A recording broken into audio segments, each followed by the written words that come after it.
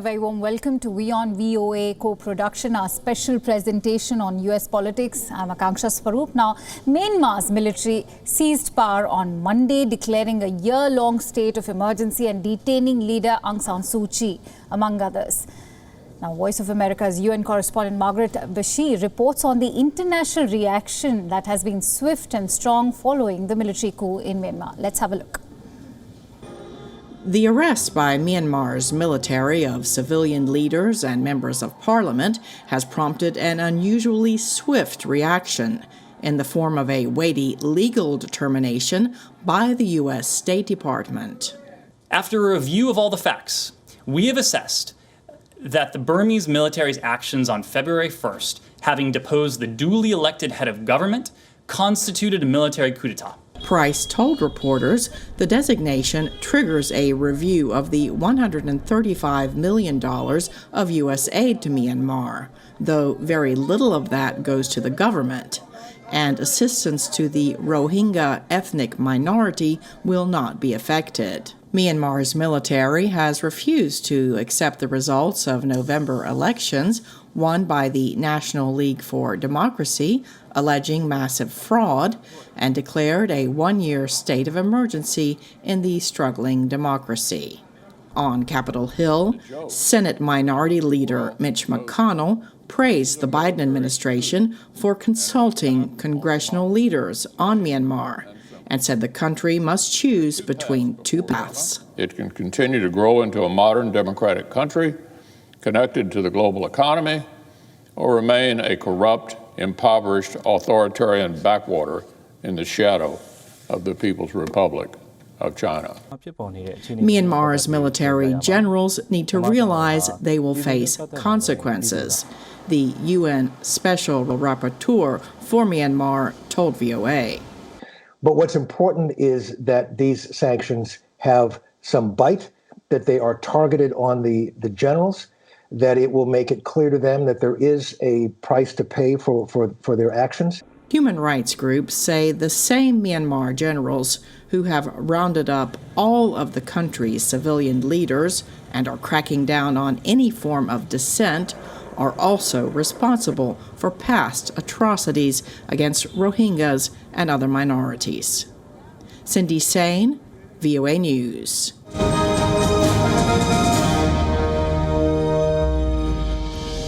So clearly, the military coup in Myanmar has escalated into a global issue. And to speak further about this, we quickly go across to Voice of America's Ira Melman, who's joining us live from Washington for more details. Ira, thank you so much for joining our broadcast today. Now, are there any countries that are not asking Myanmar's army to rescind its action and put a democratic government back in place?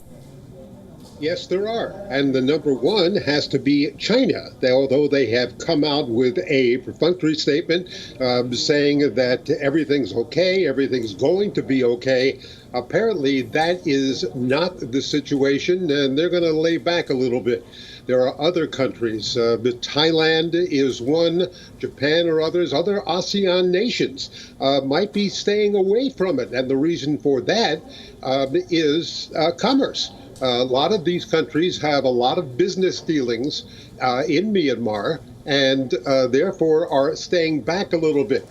Now, after the Biden administration had one of its chief leaders call up ASEAN representatives earlier in the week, many of them are just edging back just a little bit as far as maybe going along with the United States, but maybe not all the way.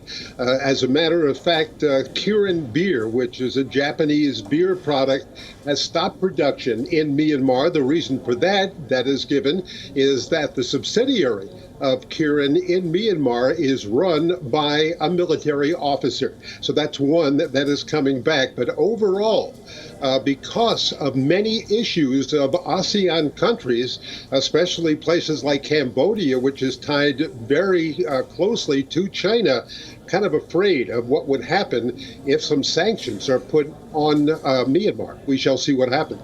It's interesting how you mentioned the Chinese influence is also coming into play over here, especially with the situation in Myanmar.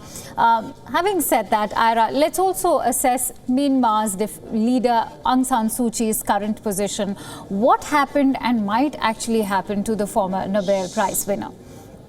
That's a major, major question, which means to say in translation, no matter what language you're speaking, is we don't know yet. And the reason for that is that she remains locked up, or wherever they are holding her. The military arrested her the morning of the coup, right. And we really have not heard from her. There have been some reports on Reuters saying there was something on Facebook, but keep in mind that probably was done before she was taken prisoner, I guess, for want of a better term. And also, nobody knows what will happen with her. There are some experts who are saying that the future for Aung San Suu Kyi is not in the government, that the military, as long as it holds power, will never let her be a leader of their country or even involved in politics. Now, we all know that things have been kind of iffy for Aung San Suu Kyi's policy because of the stance she took on the Rohingya. She basically agreed with the military and many people domestically in Myanmar not liking those ethnic groups and not liking that situation and not liking the Rohingya, many of whom, hundreds of thousands of them, as you know, are in Bangladesh. Absolutely, and many of whom actually want to return to Myanmar, and that's why they want Suu Kyi to return to power. But as you said, that doesn't seem like a possibility anytime soon. With that, let's now talk about Biden's immigration policies. For that, I'm going to come back to Ira. Let's also have a quick look at a report now. President Joe Biden signed a series of immigration actions on Tuesday to reunite migrant children with their parents, reform the asylum process for Central American migrants, and review Donald Trump's immigration policies. Pro-immigration activists were pleased, but said they will press for even more dramatic steps. White House correspondent Patsy Widakuswara brings you more. At the U.S. southern border with Mexico, thousands of migrant families await their fate. They have been waiting for so long, way over a year, because of the MPP policy that was in place. President Donald Trump's migrant protection protocol sent more than 60,000 asylum seekers from Central American countries to remain in Mexico while their claims are processed in U.S. immigration courts. On Tuesday, President Joe Biden signed executive orders reviewing the program and other Trump immigration policies, including the separation of migrant children. We're going to work to undo the moral and national shame of the previous administration that literally, not figuratively, ripped children from the arms of their families, their mothers and fathers at the border. At least 5,500 children were separated from their parents by the Trump administration. More than 600 are still waiting to be reunited. Immigration analysts say Biden's actions are a positive first step. But it is important to note that it is more messaging than action. It's going to start a series of actions, which in the end, could have significant changes for immigrants both within and outside of the United States, but it's going to take a significant amount of time. In addition to his executive actions, on his first day in office, Biden sent a bill to Congress that would provide a path to citizenship for an estimated 11 million undocumented immigrants. The bill has drawn criticism from conservative groups. We think this is, frankly, a step towards open borders and will increase the incentive for further illegal immigrants in the future to come to the country.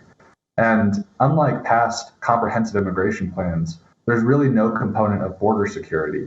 The border wall separating the U.S. and Mexico was Trump's signature policy. Biden has stopped its construction for 2 months while reviewing what to do next. The yeas are 56, the nays are 43. The nomination is confirmed. Biden appointed Alejandro Mayorkas as his Secretary of Homeland Security, the department that oversees immigration and customs enforcement. Mayorkas, whose parents were Jewish refugees from Cuba, was confirmed by the Senate on Tuesday. Patsy Widakuswara, VOA News.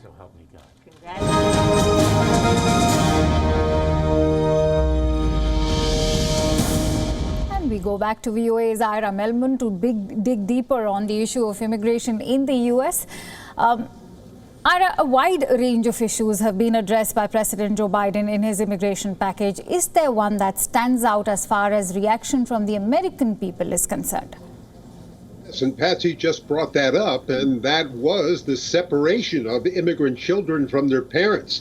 That has played up very, very large as far as U.S. media is concerned. The Biden administration has now started a task force that will look into it. And as Patsy said, there are about 550 children left without their parents, and they're basically being caged. And there are many pictures of that. And we shall see what happens with that. However, Biden is also taking a lot of criticism from many immigration groups, saying he has not done enough.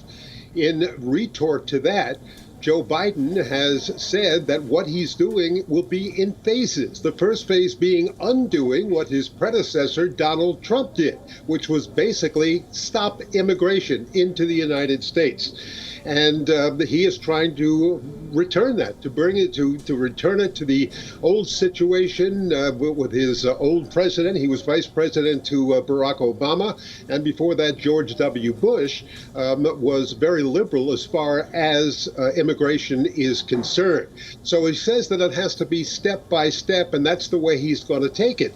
As a matter of fact, some media out this morning, are saying that Biden is going to take it so slow that he might do it piecemeal, just step by step by step, especially when it comes to Congress, where there are many Congress members, both in the House and the Senate, who are still anti-immigration.